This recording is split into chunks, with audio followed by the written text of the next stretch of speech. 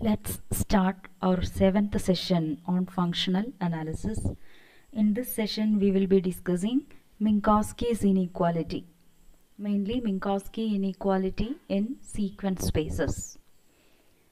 So, let's move on to Minkowski inequality. In session 5, I have told you already that Minkowski inequality is nothing but the triangle inequality in LP space.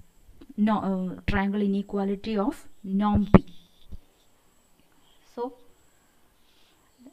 just recall that if A, which is sequence AI, then norm P of A is defined as summation I equal to 1 to infinity absolute value of AI raised to P, the whole raised to 1 by B. This is our norm P of A, and this is defined only when summation I is equal to 1 to infinity absolute value of AI raised to P is finite. That means our linear space is set of all sequences in K infinity such that summation I is equal to 1 to infinity absolute value AI raised to P is finite. We have defined norm P on this space. Now, Minkowski inequality says that for any sequences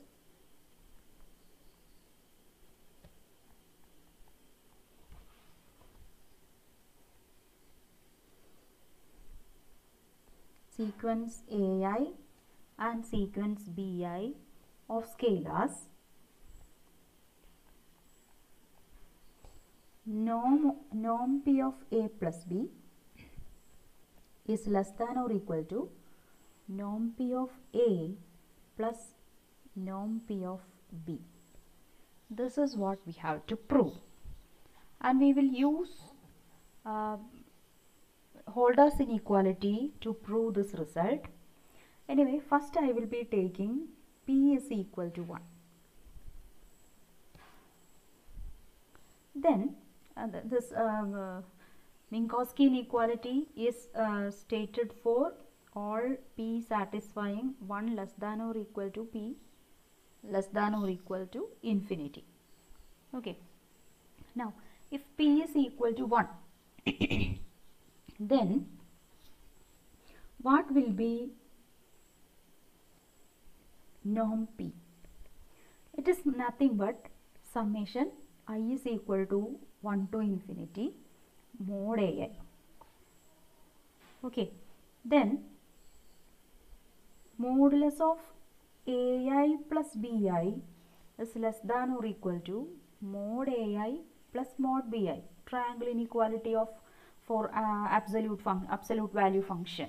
We know this, and this is true for every I equal to 1, 2, etc. n, etc. Since this inequality is true for every I, summation I is equal to 1 to infinity mod AI plus BI is also less than or equal to mod summation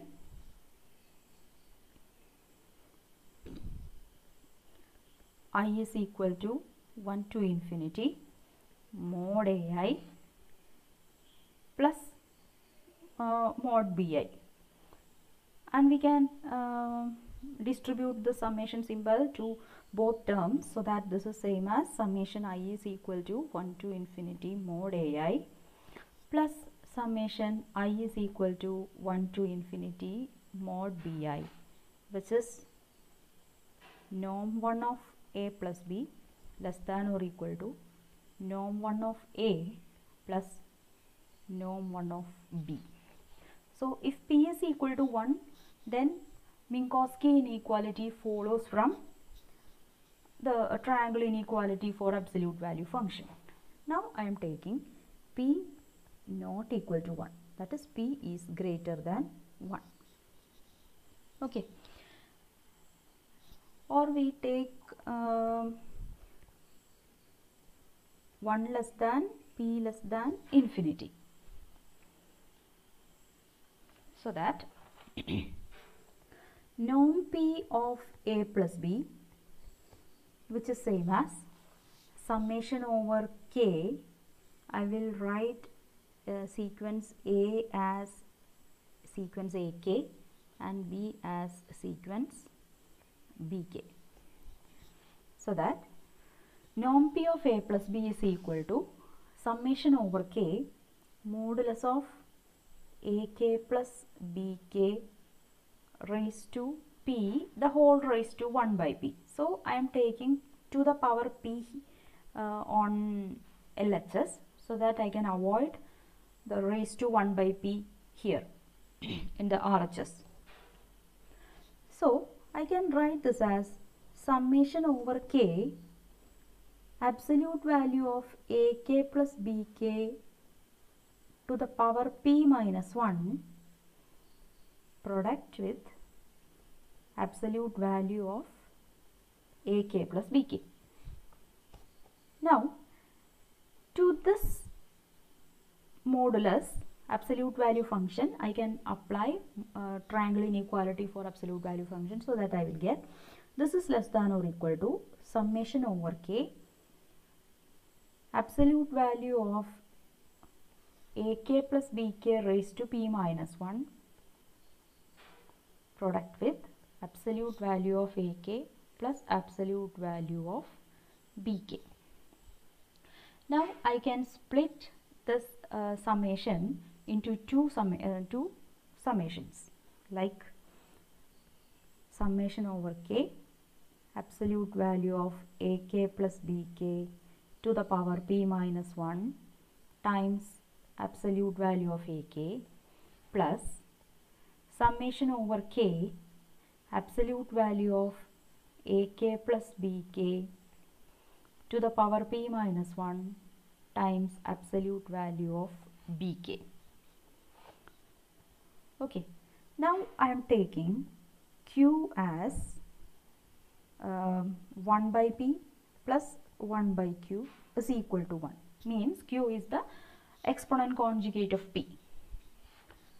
So that we have already seen that in this case P minus 1 times Q will be same as P.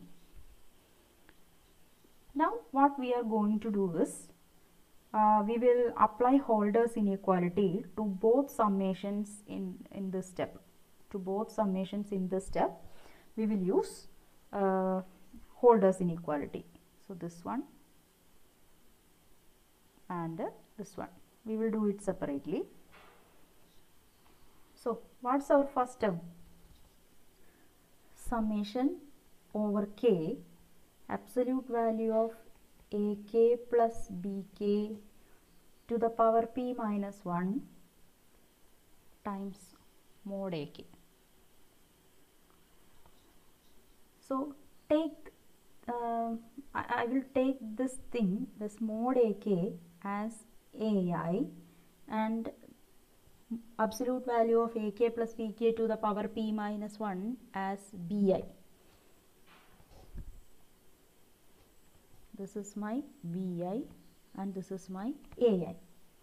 So that according to Holder's inequality, this is of the form summation over K mod AK BK, not AI, it is AK.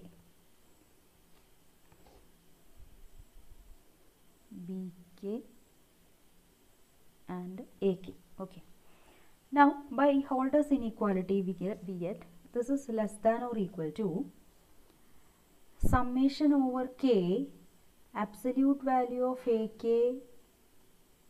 to the power P the whole raised to 1 by P product with summation over K mod BK. Mod BK is nothing but AK plus BK to the power Q the whole raised to 1 by Q.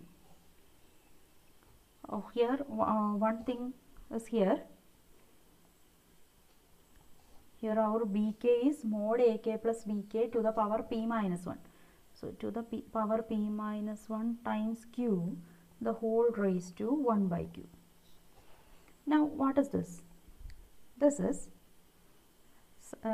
this one is norm p of a. And what about this thing? Summation over k mod ak plus bk p minus 1 times q. P minus 1 times q is p itself. So to the power p raised to 1 by q. So this is our first term. Now what about the second term? Summation over k mod ak plus bk to the power p minus 1 times mod bk. So here I will take this term as ak and this thing as bk, so that this is less than or equal to, by Holder's inequality, this is less than or equal to summation over k mod bk to the power p the whole power 1 by p product with summation over k mod ak plus bk raised to p minus 1 times q the whole power 1 by q. Again the first term is nothing but norm p of b. And what about the second term? Again p minus 1 times q is p. So we will get summation over k mod ak plus bk to the power p the whole raised to 1 by q. Substitute these two, this 1 and 2 in our last inequality. I will call this as star. So substitute 1 and 2 in star, so that we will get norm p of a plus b is less than or equal to norm p of a into summation over k mod ak plus bk to the power p the whole power 1 by q plus norm p of b summation over k mod ak plus bk to the power p the whole power 1 by q. So in both terms here we have a raised to p also. In both terms we have one common factor, summation over k mod ak plus bk raised to p the whole power 1 by q. So what about the LHS? This is summation over k mod ak plus bk raised to p the whole raised to 1 by p raised to p, the whole raised to 1. This is less than or equal to norm p of a plus norm p of b into summation over k mod ak plus bk to the power p the whole power 1 by q. So we are dividing both sides with this term, so that we will get summation over k mod ak plus bk to the power p the whole raised to 1 minus 1 by q is less than or equal to norm p of a plus norm p of b. Now what about 1 minus 1 by q? 1 minus 1 by q is 1 by p. So that sigma over k, summation over k, absolute value of ak plus bk to the power p the whole power 1 by p is less than or equal to norm p of a plus norm P of B, and this is nothing but norm P of A plus B less than or equal to norm P of A plus norm P of B. This is Minkowski inequality. Minkowski's inequality. Now we may move on to Minkowski inequality in function space. So when we studied Holder's theorem, we have studied Holder's theorem in sequence spaces as well as Holder's theorem in function spaces. Here also we have proved Minkowski inequality in sequence space. Now we will prove Minkowski inequality in function space. So the statement says that for all 1 less than p less than infinity, and for all functions f and g from a, b to k, not necessarily r, a, b to k, such that integral a to b absolute value of f of t raised to p dt and integral a to b absolute value of g of t raised to p dt exist. Exist means exist as Riemann integral. Then integral a to b modulus of f of t plus g of t raised to p dt as finite, and again triangle inequality, integral a to b absolute value of f of t plus g of t raised to p dt, the whole raised to 1 by p. When we take norm, we have to take to the power 1 by p is less than or equal to integral a to b absolute value of f of t raised to p dt, the whole power 1 by p, plus integral a to b absolute value of g of t raised to p dt, the whole power 1 by p. So this is Minkowski inequality in function space. So here we mean that, by this we mean that mod f raised to p and mod g raised to p, these are in RAB. Both are Riemann integrable over AB. So if mod f raised to p and mod g raised to p are Riemann integrable over AB, then mod f plus g raised to p is also Riemann integrable and it satisfies the triangle inequality. That is what Minkowski inequality in function space says us.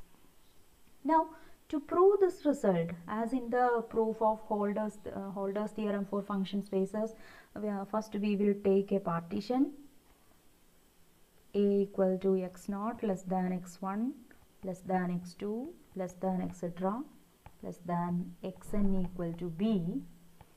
Each subinterval has equal width, that means delta x means this is nothing but norm p. This is equal to b minus a divided by n. So as n goes to infinity, we will get norm p tends to 0. Okay.